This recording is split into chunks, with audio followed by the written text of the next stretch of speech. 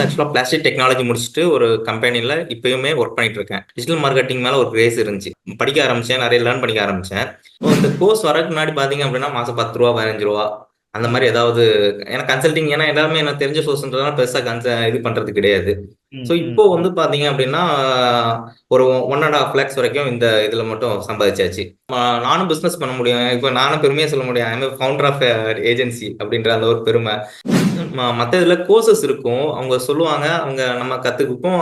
அதுக்கப்புறம் அவ்வளவுதான். இப்போ நான் நிறைய எக்ஸ்போர்ட் கோர்சஸ் எல்லாம் கூட பண்ணியிருக்கேன். அதெல்லாம் அப்படிதான் கத்துக்கிட்டேன். அதுக்கப்புறம் கூட யாருமே இல்லை. இது இப்போ நாளைக்கே எனக்கு ஏதோ ஒரு டவுட், ஏதோ ஒரு இதுனாக்கி நான் கேட்கறதுக்கு எனக்கான கம்யூனிட்டி இருக்கு. எனக்கான அதாவது ஒரு ஃப்ரெண்ட்ஸ் மாதிரி இருக்கு. அதாவது லைக் மைண்டட் பீப்புள், ஒரே பிசினஸ் ஒரே ஐடியால இருக்கிறவங்க ஒரு கம்யூனிட்டியா ஃபார்ம் பண்றதுன்றது ஒரு மிகப்பெரிய விஷயம். ஸோ அதுவே இங்க ஒரு பெரிய ஒரு டிஃபரன்ஸ். செகண்ட், என்ன எவ்வளவு வேணாலும் இருக்கட்டும், நம்ம கஸ்டமருக்கு வேல்யூ கொடுக்கணும். வேல்யூ நம்மளை தாண்டின வேற வேல்யூ கொடுக்கணும் அப்படின்ற எப்பவுமே நான் தனிப்புற சொல்ல நான் எப்பவுமே கனவு வந்து பெருசா வச்சிருப்பேன். அந்த பாதையை கரெக்டா காணிச்சிங்க பாத்தீங்களா, அங்கதான் அதுதான் ஒரு பெரிய விஷயம்.